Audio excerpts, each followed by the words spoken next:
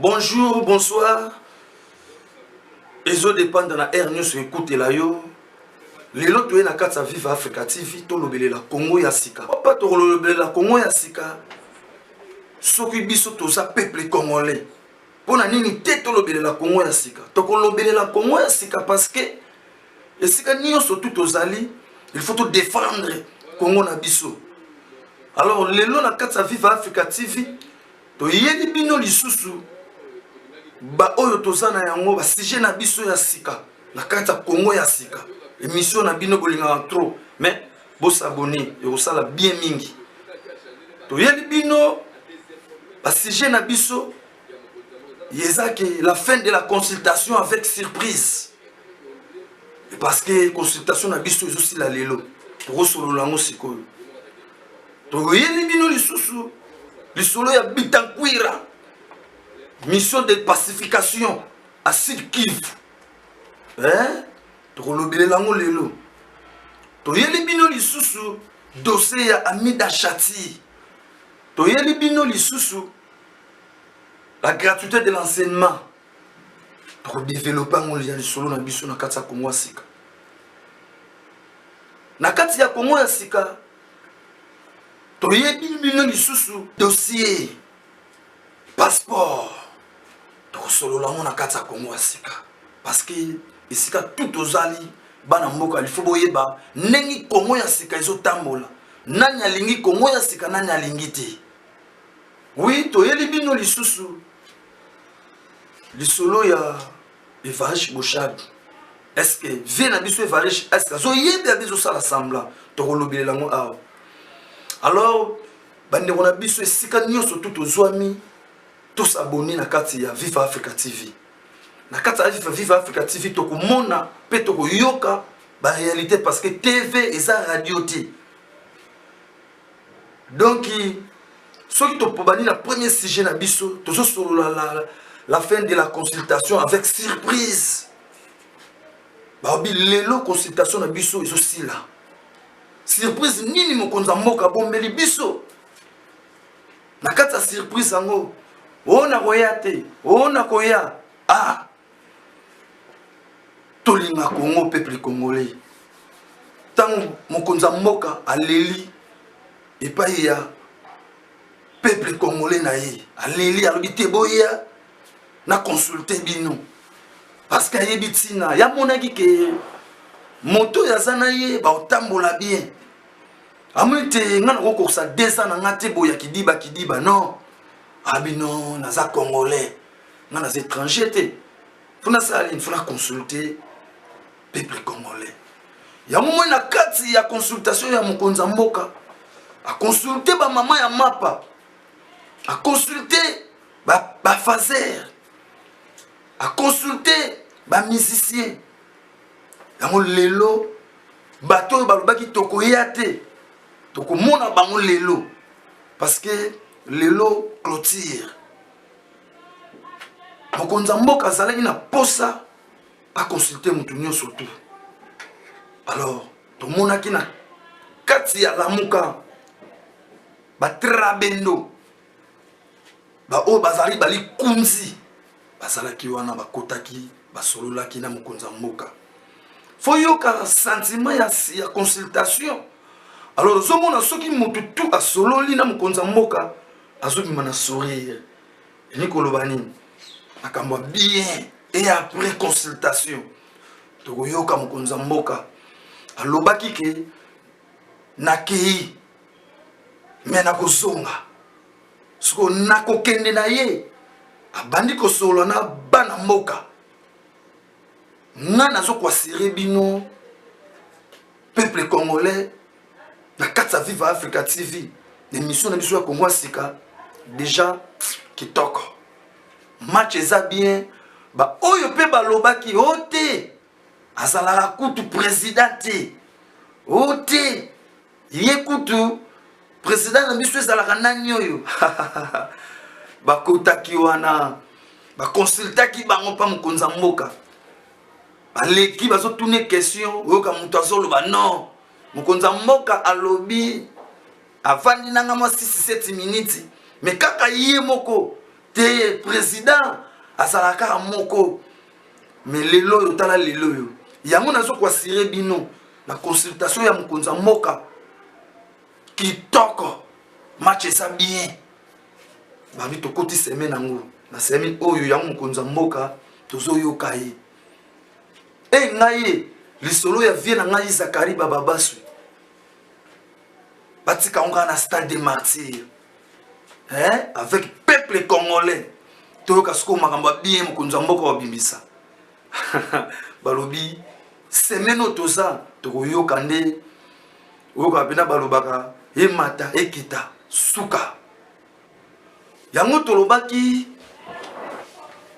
toluka mwana mboka azala pembeni na biso yango tokomona déjà makambo ya bien ngai peuple congolais azai ya kosepela peuple congolais esika ozwami nga nazo kwa sirio banda kosepela dossier musu toza nango ya Bitankwira nasi biso mo toyebi Bitankwira biso toyebi ki Bitankwira oazalaki bras droit ya Kangambe mais lelo yo Bitankwira amoni ke non naza peuple ya Rwanda te peuple ya Burundi te mais naza peuple congolais habité funaya pemeni ya mwana mboka na solo la vérité alors pour na boye mona vérité oya Bitankwira sololi balobi TV eza radio te bino moko botala pe ko vivre bouclé. Honorable Bitankwira, est-ce que vous irez à Minembwe en ce qui concerne les problèmes qui se posent ces derniers temps à Minembwe?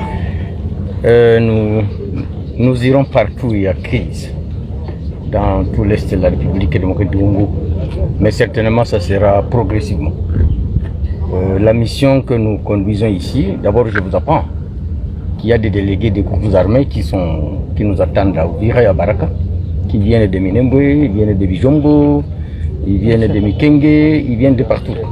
Donc nous pensons que même au niveau de Goma, tout à l'heure là, nous avons des gens qui nous attendent, des chefs de groupes armés pour qu'on discute avec eux. Donc nous irons partout où il y a conflit. Il y a ces chefs de groupes armés qui se rendent et après ils disent qu'ils ne sont pas encadrés par la suite et ils préfèrent rentrer dans la brousse. Est-ce que cette fois-ci on ne va pas revivre ce même scénario?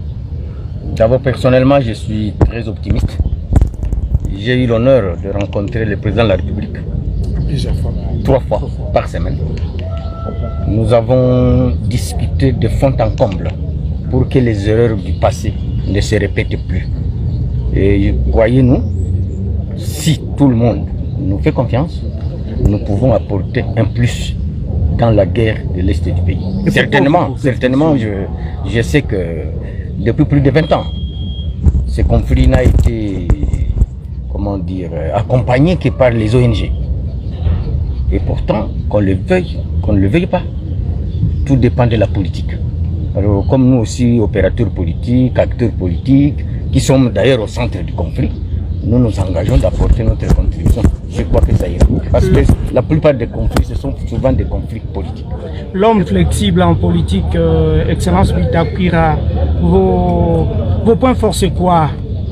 Et pourquoi vous m'appelez l'homme flexible? Pourquoi on vous a choisi vous pour cette mission? Pourquoi vous alors que non, je réponds d'abord à la question de mon ami. Dans les mêmes sens. J'ai dit d'abord que quand vous dites que je suis flexible, moi j'ai un principe qui se frotte au Congo me pique. Ça c'est un principe. Et des deux, quand les gens m'ont vu aller rencontrer le président de la République, ils se sont posé la question est-ce qu'il a quitté le FCC ou pas? Je dois d'abord vous informer que ça fait 2 ans que je n'ai pas été invité dans une réunion du FCC. Je n'appartiens à aucune instance du FCC. Vérifiez les images de la retraite de Safari Beach. Vous ne me verrez pas. Je ne sais pas s'il y avait des droits d'entrée et qu'on a considéré que Bitankwira n'a pas d'argent pour payer les frais d'entrée. Donc aujourd'hui on peut considérer que son excellence Bitankwira n'est pas du FCC, vous savez, parce qu'il est... Je suis partenaire privilégié du président Félix Tshisekedi. Retenez ça comme ça. Et que dire du FCC? Vous êtes partenaire, alors le FCC, vous avez claqué la porte, vous n'allez plus y revenir ou vous allez continuer à collaborer? J'aurai l'occasion de l'annoncer. n'anticipez pas les faits. Merci, Excellence. Ça, c'est un scoop. C'est un scoop. L'homme. Oui. Les capitaux, c'est qui?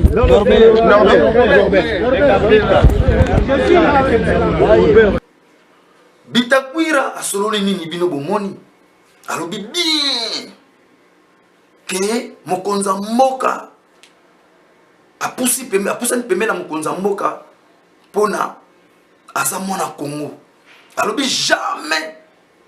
bien jamais na tikala komonana na ba réunion ya FCC oyo amoni ke ye amonana na réunion ya FCC na deza oyo balakse preuve.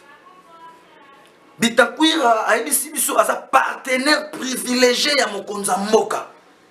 Abi akokutanaka na mokonza mboka nyonso alingi. Siko Bitakwira za wapi? Mokonza mboka atindi na kata Sud Kivu na base ya mokonza mboka bakende ko contrôler ba groupe ba troupe za armée nyonso tu oyo eza na kati ya Sud Kivu. Bitakwira alobi bien mutu aza ko déranger biso na kati ya mboka ezaka biso moko mwana mboka ya yebi makambo wana. Bitakwira aza clair yango moni mokonza mboka tindi yekende. Donc Bitakwira ayebi ke batu wana nyonso tu oyo baza na ba troupes armées wana oyo baza bazo déranger mboka na biso kota l'est eza kaka bango moko bafinançaka bango. Soki nanu Kabila aza na 132 groupes armés. Kabila ye moko na 132. So boye sanga so batu na yaza na bango. Aussi Tambwe Mwamba aza na 23 groupes yazo soutenir pour ba déranger biso. Quel peuple! Peuple na biso toza wapi? Pourquoi biso moko tozo trahir Congo? Tellement toza na Congo ya sika. Ya omoni lelo Bitakwira aninganya abi non na koki ko vanda boyete. Il faut na poussa na pembe na mokonza mboka. Yoka Bitakwira bien. Abi na sa partenaire privilégié. Ça dit ayebi lelo soki to moni mokonza mboka. A koti na kati ya Angola a solola. Parce que Bitakwira a poussa na pembeni na ye. Ba linga ki déjà cop na bango ba sala ki déjà ba trahir. Ba koti si na muta bato azala kite. Hein? Mwasi ya dokolo. Syndicat. Ba koti si na mwasi na ye. Syndicat. Kete omoni bango baza na ba yebi ke bazoluka papa na bango zonga. Bazaki 8 personnes. Batoyo batindaki tipo wana oyo nanyo oyo mutu na biso oyo hein perkits biso to yebi baba to kotanga ba kombo ti pona to koma so tangi kombo na ye oyo même pour ça au sanza. Mais tellement Bitakwira bino ngana za peuple congolais funa lamuka amukuta qui a profité na kati ya consultation asengi mokonza mboka audience abingana yeka pona nakuta na solola Bitakwira sololi ya omoni mokonza mboka pese confiance ha mkuwa ya bongo na bengaka ya mokonza mboka aza mystique amoni non motoyo ozana nga pese bon yo oza moko oyo oyebi na bakati ya makambo na bino nde bozalaki kene sika boye mena yoka kimia ezala yon lelo Bitakwira et comme sabi sote peuple congolais tous la kutu na kobanga te ote Bitakwira on dirait a kokipe kozala pemeni beba yokanaki te a biyoki Bitakwira aza motoyo asala na Kabila yebi Kabila za parmi bato bayebi Kabila très bien ya moni mokonza mboka tindi na Sud Kivu kende kuna na yoka kaka ndengo lobi na nga na sentir makelele wane sila tomoni lelo Bitakwira a se retrouver kuna nalobi toza na kati ya Viva Africa TV toujours toso sololaka mboka donc soki tosoli mboka te banani bakosolola mboka kaka biso peuple congolais dossier na biso ya Hamida Chati devant la justice de la cour d'appel et ngaye tokanisa on dirait vient na biso vital azakara wana vandi makambo esili non oh Hamida azape moko oyo asasuna makambo ya dossier ya 100 jours lelo yo Hamida asa liboso ya cour d'appel azo solo là parce que tout ça na posa tout ça la Congo sika tangu to dit que muto yazo simba Congo futo landela yi mokonza mboka peuple congolais sika nyoso azwami mais comment fait-il ba Vital Kamerhe kutu bazli bala moko boye peut-être oyo bato zo mona bazo tika bazo tambola balia plus que ye mokonza mboka alobaki tangu ye aza na pouvoir muto yo aza liboso wana alingo trahir ye il faut chicoter pour la bango moko nano batikali bato balia plus que ba sentir pour ba comprendre que et bongo kutu muto azalaki na ye surtout biso ya omoni ba vie na biso ba koma ko luka banzela nga frontière la bloqué muto obimate muto kendete toza na posa ya muto so ino kangambe ye mona no CPI okete toza na posa na yo na kati ya Congo faut récupérer mbongo ya peuple congolais toza na posa mbongo wana parce que za mbongo oyo ko salisa biso misala et ko lesa bana mboka Hamida Chati nzoka ba pesa émission ya barre de fer oyo sala ba so de mouton par contre nyonso tout ya osomba barre de fer ezala pa na ye so comment pourquoi tu es barre de fer ngo oh madame wana oyo akendaka kosamba madame moko boye so to yebi to bosani bien to bosani te tango zo samba tangaka kombo ya mère moko boye mama wana lala na kata ya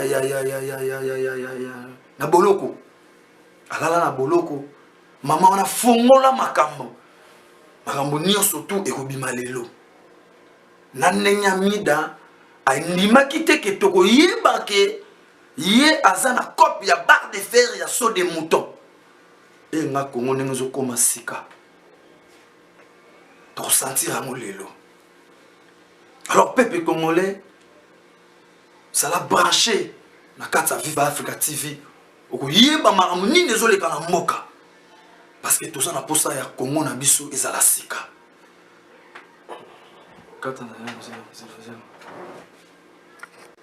Hamida Chati lelo babengisi ye entre temps vina biso Vital Kamerhe hier a auto piqué crise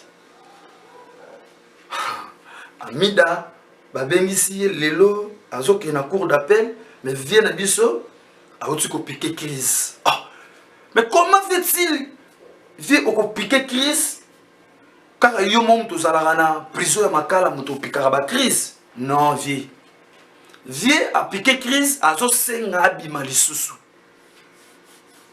tala maela vie bato yo basala ba 20 ans na kati ya prison makala ba pika ba crise trop mais to yoka teke mukolo moko na mato ina biso o apika crise non bano yo ya bamiyibi na bakuluna bapika ba crise trop kaka ya vie na biso donc vie ozalaka wana toujours donc ozo subir mabe na yo salaki ouais to yel susu na kati ya Viva Africa TV poto yebisa biso dossier makambo ezoleka pona passeport toyokaki ndenge mokonza mboka betaki mbela alobi ke passeport 99 dollars. Tola muka toyo mona. Maman na biso nzenza. Oya ministère affaires étrangères. Aye oye biso ke ba suspendre ngo. Tellement TV za radio te bino mo boyo kaye nenga zo solo. Bouclé. Communiqué de presse.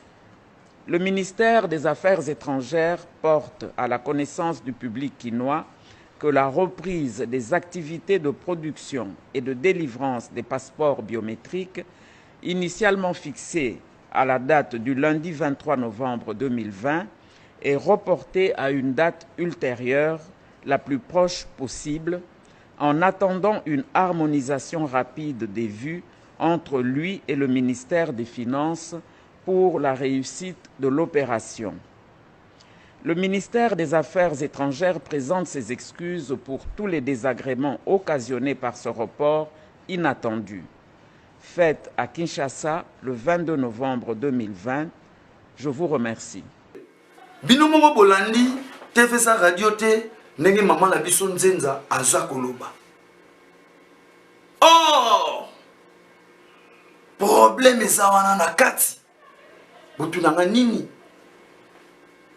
Ministre des Affaires étrangères na ministre des Finances. Basoyo Kanate. Ministre des Affaires étrangères Aza Cash. Ministre des Finances FCC. Basoyo Kanate pourquoi? Mongo nyo surtout oye kotaka na kati ya tous les ministères. Muto simbaka yango et utaka na finance après mes finances à kaboli na ba département. Et comme tout il y a ministère étranger maman na biso men nzenza alobi bien et pas ya ministre finance yango moni na kati ya mboka tellement toza na Congo ya sika nio surtout ekobima na poisa vérité yango biso tozo linga toza na posa ya vérité na kati ya Congo zalaki na tango oyoyo ya batu ya mitwe bouja ya omonaki toyebaki te nyonso to yalaki caché mais lelo na kati ya Congo sika toza na posa toyeba nyonso donc voilà peuple congolais ana posa ayebaka vérité toyeli bino sous dossier ya Évariste Bochab et ngaye nzambe. Pourquoi tant de développement Congo ya sika biso tozoya nango mais bato bazoya ozongisa biso suna Congo ya kala babi TV eza radio te bino moko botala ve na biso professeur Évariste Bochab nazo rêver bouclé. Dans notre pays un régime primo-ministériel. Le Premier ministre a des pouvoirs énormes que le président de la République n'a pas. Si nous devons appliquer de manière orthodoxe cette constitution. Et je voudrais vous demander, citez-moi une seule disposition de cette constitution qui donne de pouvoirs exorbitants au chef de l'État. Laquelle? C'est le régime primo-ministériel qui donne des pouvoirs. Pourquoi? Après avoir fait l'analyse des 32 ans de dictature du maréchal Mobutu, on s'est dit on doit pouvoir dépouiller le président de la République de beaucoup de prérogatives, car nous ne voulons plus vivre, sinon revivre le même spectacle. Et donc là, je comprends que vous êtes venu avec la... Évariste Bochab, nazoye bate soki akomisi Congo na biso, Angleterre, ou bien komisi yango Italie, wana kati ya Congo. Etikala kosala mate mokolo moko, na tango ya Kangame, tout le monde a été ministre, a un pouvoir, qui est président, a un mot à dire. Moutou Oyo, a nommé a Longola. Vraiment, nazo battu bazbavé na biso, ko vanda na Kangame, so une tout et comme bouger bango bien comment. Vraiment peuple congolais. Pourquoi ba vie le roi Évariste, baso azo miyeba oya zate. Azo comprendre te, ozo solo na TV, o solo mensonge, autant au peuple congolais si à comprendre mokili nengeza. Na tango au peuple congolais a lingi sou ba aventure te. yo va ladio la muki oh talabu non tout ce va black ko pourquoi papa mikolo ba comme ça nous la bana miki donc FCC est inio tellement ba yebi ke bon yo ozolo baté mikolo yo tellement ozana pe na mo muto mayele na katsa mboka ngo yakana nu loba boye wana ezalaki Congo na bino bozalaki na ngona bakangambe biso tokomi na Congo ya sika toza so na posa makambo wana te peuple congolais sa fongoli misu bavie bokosaki biso parce que bozalaki na muto oyo azalaki ne congolais te tozwi mwana mboka faci béton tozo comprendre ma ndenge ezokende fongoli déjà misu toza na posa black te na kati ya Congo tala président malamu toza na ye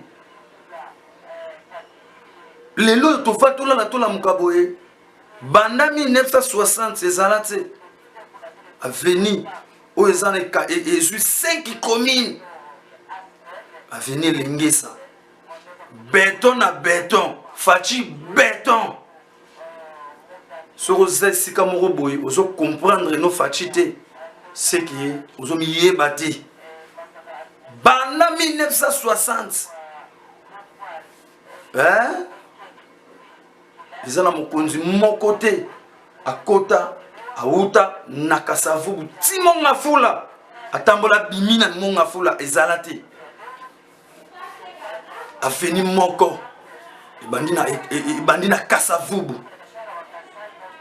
ezwi ndambo ya Kasavubu ezwi ndambo ya ngiringiri ezwi ndambo ya komina Kalamu sadiki mbango ezwi ndambo ya Makala na Bumbu ekobima tina monga fula tala venia gaya oyo papa na biso Mobutu ba isolaki ba musée Kabila ye kutu boydoki ayeba ngote kangambe kutu ko lobati awe osani mais faci béton tanwa ye wana tala mamto mona vraiment peuple congolais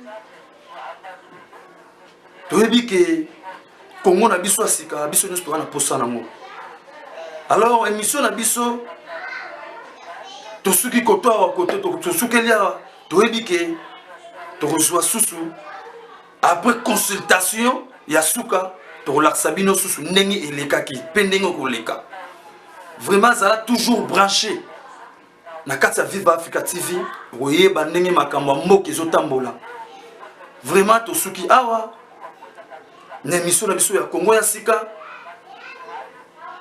tobosani te kopesa bambote mingi na sima ya caméra tozomona Mateus Mati Azawana tozomona susu mode wa Manakio tozomona Die Masinda tozomona Père Double tozomona Vital Azawana tozomona Micho donc bandeko nyonso tu oyo totangi bakombo te toyebi ke mbala sima tokotanga bino lisusu donc émission na biso esuki awa vous allez toujours brancher la Vive Africa TV